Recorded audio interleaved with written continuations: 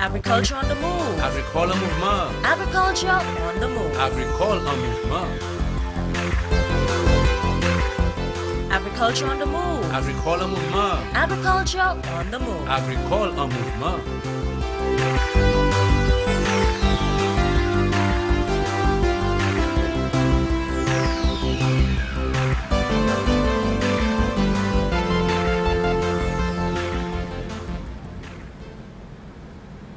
October 16th is World Food Day.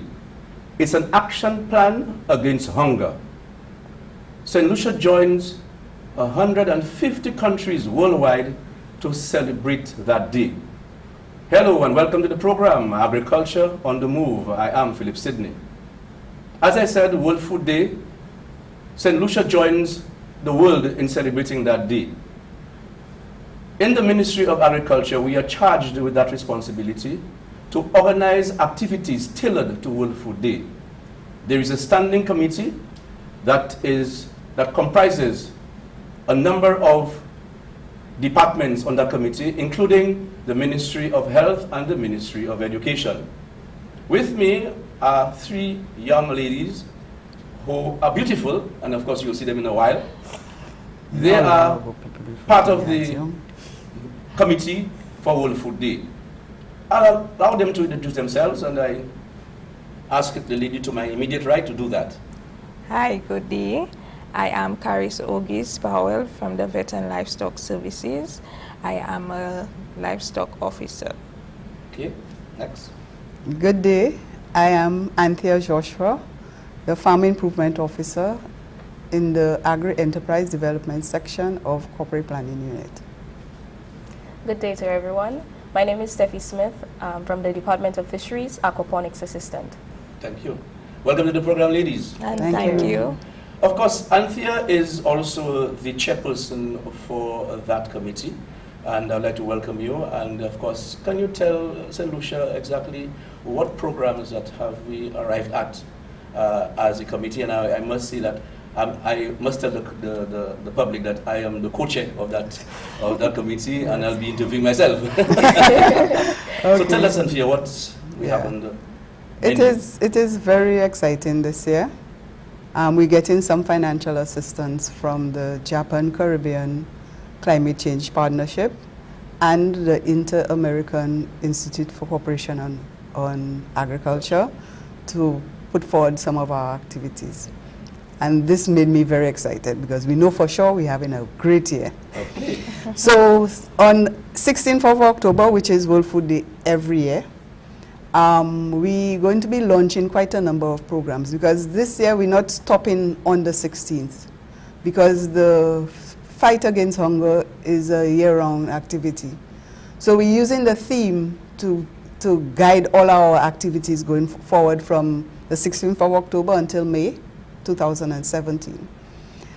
We start off with a church service at the La Richus Roman Catholic Church. And from there, we're going to have breakfast at Fondor, and I hope everybody will come out for that. And we will be spending the day, a family day at Fondor, celebrating World Food Day with a number of activities. So after the Creole breakfast, we'll have plant adopt a tree. We'll be launching that activities. We'll get more details on that later. So we're having an opportunity to ceremoniously plant a tree as a launch for that activity.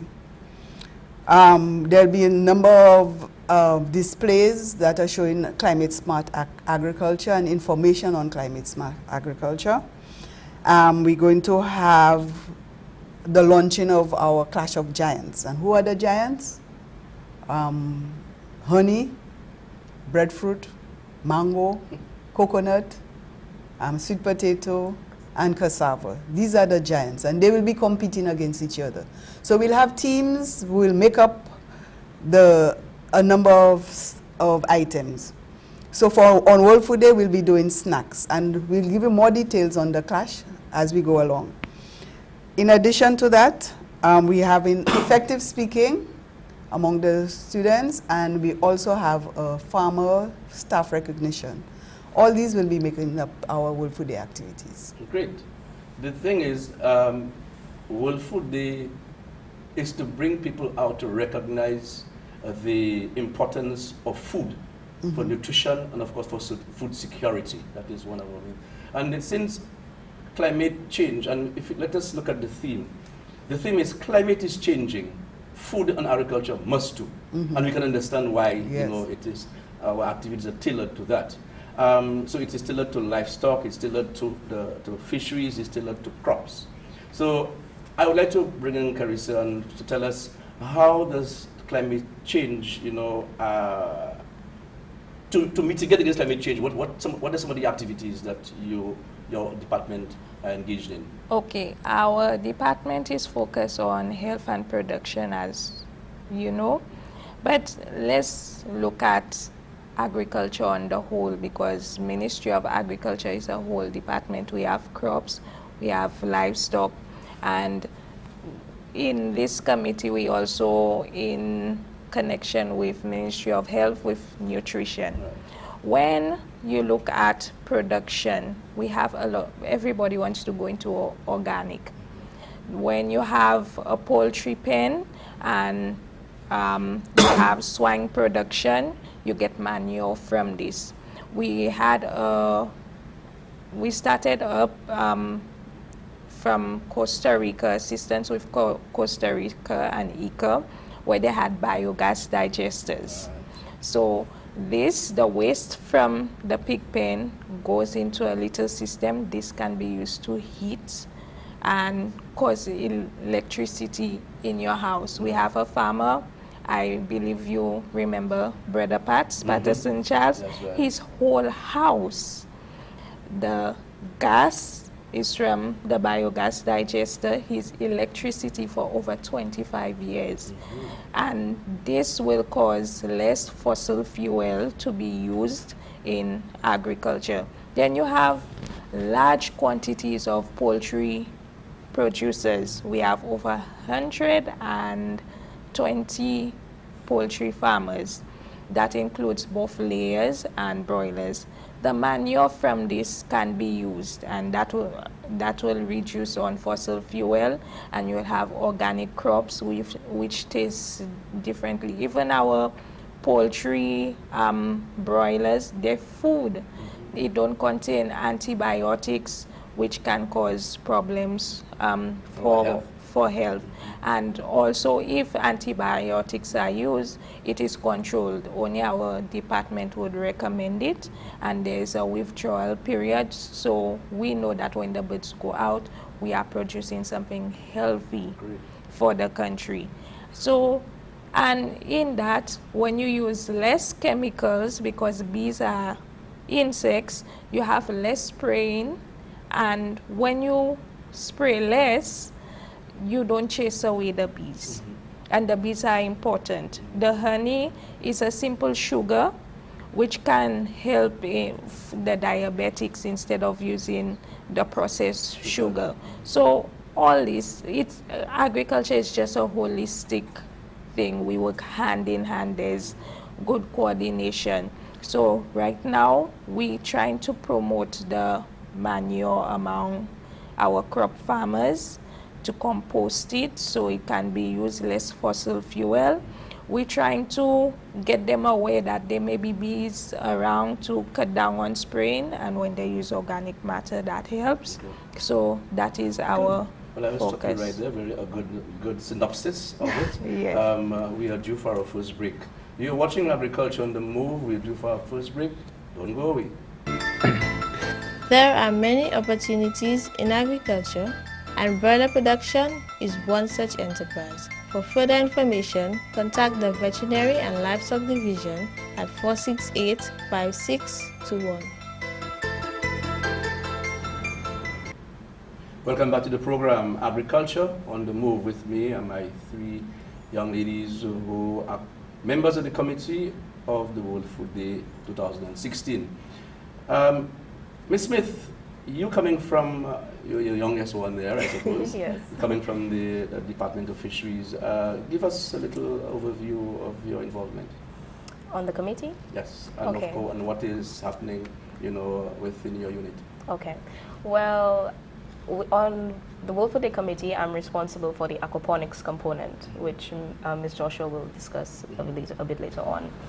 And my unit, they recently launched the aquaponics demonstration model, which was funded by the Taiwan ICDF. And this was basically to introduce the technology to St. Lucians. It's been around for quite some time, but St. Lucia just kind of got on board. And what this is basically producing tilapia and crops in one closed system. So you would produce this not using soil, and this does not require as much space as traditional crop production and traditional fish production. And also it uses 10% of the water used in traditional agriculture. And as you know, with climate change, our freshwater sources are limited. We have extended drought periods. So this is a good technology to assist with our food production. And the advantage of this system is that you can go anywhere from a backyard system, a small system just for your house, to a commercial system. Okay, it tailors to anybody's needs. Yes, so at the Department of Fisheries, we're the ones responsible for this type of production. Okay, great. So Anthia, coming back to you, specific for the World Food Day activity, there are 3 areas that I think that is financed by the JCCP. Could you elaborate on this? Okay. There was a call for proposals from the JCCP for government to send in a proposal, climate change related proposal. And out of that, 3 prototypes were accepted. One was for apiculture, one for aquaponics, and one for solar dryers. So the idea behind it, because it was part of the proposal in itself, where we're doing a promotion. Now, to promote those activities, you don't want to be bringing around some big set of equipment, so we wanted to do table-sized prototypes, plus brochures and other promotional material that we would use so that after World Food Day, we can go to schools, go to farmers groups, in fact, community groups, so that we can tell them about it. They can actually see it in operation, right? Because sometimes you see something on a picture, and then when you build it, it doesn't quite look like what it is. So that was the whole idea behind it. So they financed those 3. But further to that, they accepted the aquaponics and the apiculture projects as full production. So we're going to be having an artificial insemination program with the bees, and we're doing research, because sure enough, the technology is there. We're not saying it's new, but it's new to St. Lucia, and they have minor things that you need to do, and what I always call idiot proof. For people like me that might not be chemistry savvy, right? So you tell me, put 2 drops from the red bottle and 1 drop from the orange bottle and 6 drops from the yellow drop. You understand? Yes. So we want to, in addition to the high-tech tech pack, we want to have it as simple as possible that anybody can handle. Right? So we're going to be launching the projects with these 2 units. All right? So and that is funded by the Japan Caribbean Climate Change Project. Okay. So Charis, tell us now, as that is happening, tell us about the prototype for apiculture. Apiculture, artificial insemination. Imagine. Very interesting. Yeah? Yes, it is. Imagine going from a cow to a bee. A bee. Understand? Wow. It's very interesting.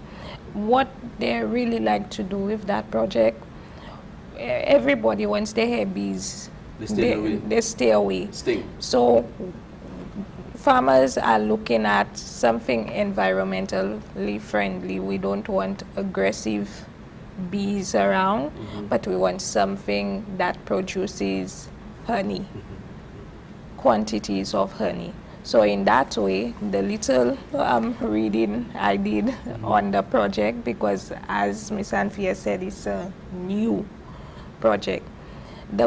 The queen, you have to open up the queen to extract, and then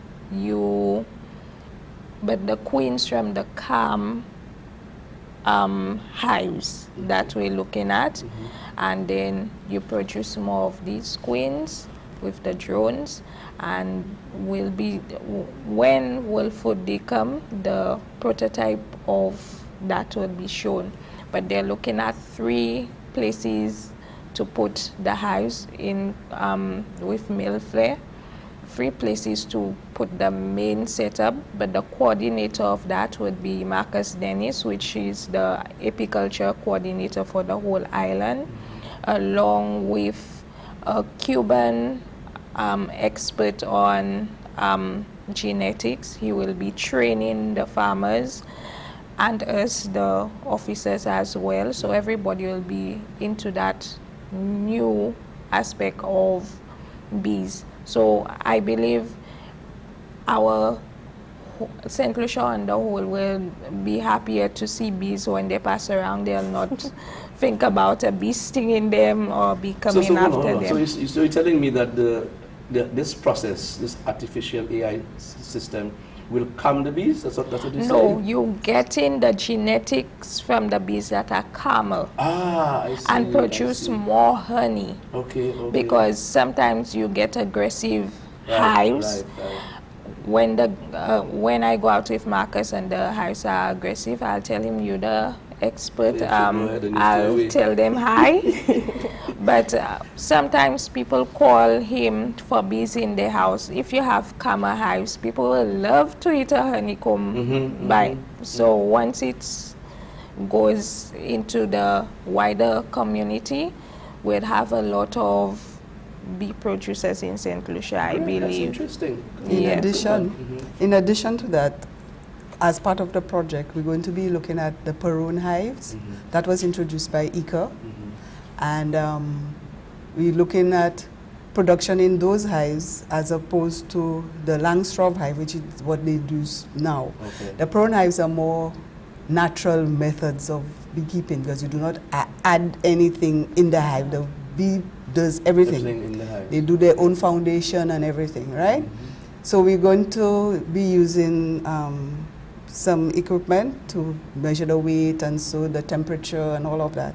So it will be a scientific study as to whether or not both of them or one of them is more productive than the other. So we can stop the argument, because there's a big argument as to whether or not you can use the Perone hives commercially. Although it's been done out of Saint Lucia, but locally the beekeepers are not convinced. So we are using that, and not only to prove the difference, but also for us to be able to get scientific data as to our production, and so, because right now we're doing a lot of guesswork. Okay. Right. And is it going to be cost effective in terms of looking at the traditional hives? Well, that's what we're researching. We're going to find out which one is more cost effective, which one has a higher production, quality, and all of those things. So if you marry the two now with the calmer bees and that, right? So then we will get more bee farmers coming into bee apiculture. Exactly, because it is a fantastic source of livelihood development. Definitely, and the returns are high. Yes. Based on what I know, it's pretty high. Okay, I'll be coming to you, Stephie, in a while, but we do for another break. That's how fast we're moving. We are watching Agriculture on the Move. Back soon.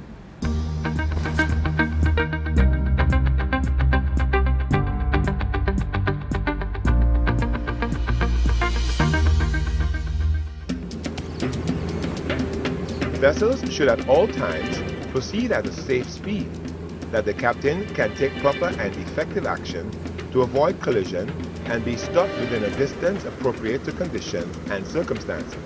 Even at slow speeds, your boat will create a wake. Look behind at your wake and be aware of the impact this can have on other boats, people in the water, or the shore. Traveling at the speed shown on the speed restriction sign does not guarantee you are not creating excessive wash. When navigating near, in or through a mooring area, drive slowly and keep the wake to a minimum, and keep a lookout for people in the water, small dinghies, and trailing ropes. To determine a safe speed, take the following factors into account: visibility, traffic density, how easy or difficult it is to move the vessel, including stopping distance and turning ability, state of the wind, current, navigational hazards, and draft. It is also important to always keep a lookout to monitor landmarks, navigational hazards, and the captain's blind side. For more information on obtaining a license to fish, contact the Department of Fisheries at 468-4143. Welcome back to the program. Stephie, let's go back into aquaponics. And for the day, the prototype, give us some idea of how that's going to work out. Okay, well, as Ms. Joshua mentioned, on the day we would like a small demonstration model. So when people come in, they could see how aquaponics works. Because like she said, you see a picture and you feel like, oh, this is how it works. But when you see it in reality, you kind of get a better understanding for the technology. So I'm working with the Department of Engineering, and we're going to construct a simple model using local materials, a barrel, some local PVC, and gravel and whatnot, to just construct a small system where when people come in, they could evaluate the different components of the system and get an understanding. And we can also use this for when we go out to the schools or to the community or farmer groups and use it to explain the technology. So on that day, are you going to have brochures to complement? Yes, definitely. We have prepared some brochures, some informative brochures on the technology itself. And also we've provided contact information for those persons who are really interested. So we could liaise with them and get that going. Great. Okay. As we're about to end our final segment, I just want to, as the coordinator for the activity at Fondo, I just want to tell people what is going to happen on that day. The activity, as Anthia said, there will be a church service at 7:30. I'm hoping that the Governor General and the Diplomatic Corps and Parliament and other invited guests, and of course not only them, because we want the community to come in, and of course the entire staff of the Ministry of Agriculture, Fisheries and Cooperatives, everybody to come in and to participate. And then from there we move to Fondo and for the opening ceremony. And as Anthia said, there'll be breakfast. So hopefully that you will come in there. It's a family day, and we expect you to come and spend the entire day from 10 until 6. So between 10 and 6, there'll be a number of things happening. It's going to be interesting. I don't think you're going to be bored, because for the kids, there'll be a kids corner where they'll be face painting, your horseback riding, your paint balling, and also your bunks and castles, etc. So the kids are going to be, occupied throughout the day. Okay. So we're asking the parents with kids to take them there and just monitor them, and then everything is going to be okay. Of course, it's an exhibition, so we have invited the private sector to participate. The ministry's departments are going to be there, as you heard from Stephie and also Charis. But we also want to have, other departments like the Black Sigatoka Unit, the research division, and the list goes on and on. We also want to have the private sector, like the suppliers, like Renican Company. They are going to be there also. The farmer groups around the island are going to participate. So you have the livestock farmers, where you have the poultry farmers, you have the swine farmers, and also the small ruminant farmers. They are going to be there, and you will get pork, you're going to get the works, right? Those persons who like to manage water, you can come in there and get your work. Then you have those persons who do not eat meat, you have seafoods galore. Lobster is going to be there very, very cheaply, because you have the Fish Marketing Corporation that are going to be there with the booth, and you will get it, roasted, underworks, barbecue, whatever way you want it, you'll have it. You're also going to have a group from Millet, and they are involved in wild meats. You're going to get wild boar, wild pork. You are going to get, I'm not sure if Forest is going to jail them, because you're going to have agouti, if possible. And for some, you're going to have the works, So those persons who also do not eat meat and fish, you have your vegan food, all right, the vegetarian foods. We're hoping that the Honorable Chris Kailash is going to be there. And we're hoping that everybody will have an opportunity to diversify and to participate in a number of things. So the CMOS farmers, CMOS producers are going to be present. So there are lots of things that are going to be there. You have those persons who want to, use alcohol, of course, in a very, very, in a limited way. All right, the bars are going to be open.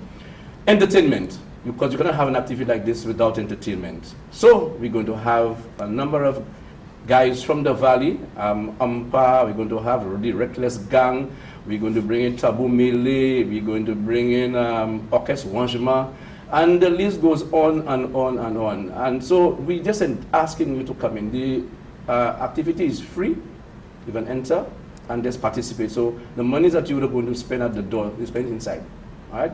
The other thing is, of course, the police are going to be there for security to ensure everything goes on well. Parking is available on the outside, and the police will guide you for parking. You can park even at the RDC center at the bottom, and you can have a park and ride system. I'll explain that maybe later on another program.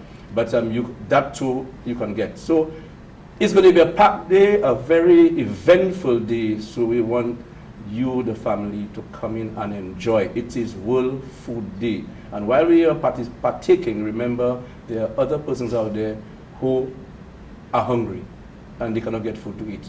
And the real objective of the Food and Agriculture Organization, FAO, is to ensure that everybody have access to food. So this is why World Food Day 1945 was commemorated. So we are asking people to come in and enjoy themselves on that day. If you need any information, you can call me, come in at the office, speak to Anthia, and you can get some more information. So before we end, I just want to go back. But do you have anything else that you'd like to say, Anthia, as the chairperson? Well, I think you've said it all. So just make sure you come with your family, all right, and spend a great day with FAO, Ministry of Agriculture, the Japan Caribbean Climate Change Partnership, ICA, and everybody else. Make sure you come and buy and partake in all the activities. The entrance is free, and trust me, the things for the children are free. Yes, definitely. Right? Yes, so all you have to do is come and eat. Right? Come with money to eat and participate. That's correct. Participate. Definitely. All right? And maybe you can even have ideas for other things we can do. So there will be an information booth where you can give your suggestions, rate the activity, but just let's come and have some good, clean fun. You know, while you mentioned that, the Honorable Ezekiel Joseph, the Minister with responsibility for agriculture, said he wanted a big World Food Day activity. And I said to him, yes, but that comes with money. So we are still budgeting around here, right? Yes. So I'm hoping that with that big activity, we will, of course, to get it organized, we're hoping to get the funding for it. And the Japanese JCCEP are come on board, and ICA to assist in that regard. And of course, wherever there are shortfalls, the Ministry of Agriculture will come on board to ensure that we have a very good activity on October 16th at Fondor Heritage Park at 10 o'clock. But don't forget the church service at 7:30. Be there so that everything is tailored towards World Food Day. Before I end, I just want to recognize an agricultural giant, an agricultural icon, Mr. Cyril Matthew. I just want to recognize him because people like to recognize people when they are dead. I know he's not well. He is at home. He was recently hospitalized. I want to remember him because he contributed meaningfully to the agricultural sector in this country. I remember he was a manager of SLBG at one time. He was once our director of agricultural services some years ago, and also our permanent secretary. And of course, the last thing I can remember, he was the manager of the Civil Service Cooperative Credit Union. He's not well, he's very ill, but I just want to recognize him because he is a giant. And as Anthia said, and the minister wanted, is to recognize persons who have contributed meaningfully to the agricultural sector, both farmers and officers in the Ministry of Agriculture. So I just wanted to recognize him. And there's another gentleman, of course, Mr. Joseph Alfred, better known as Bertie, who was at Union, who was a foreman at Union, who did very, very well and had contributed. So I want to recognize him, but he is also not well. He is sort of bedridden. Thank you for viewing. Ensure that you come into the World Food Day activity on the 16th of October. I am Philip Sidney saying goodbye and see you again. Agriculture on the move. Agricole en mouvement. Agriculture on the move. Agricole en mouvement. Agriculture on the move. Agricole en mouvement. Agriculture on the move. Agricole en mouvement.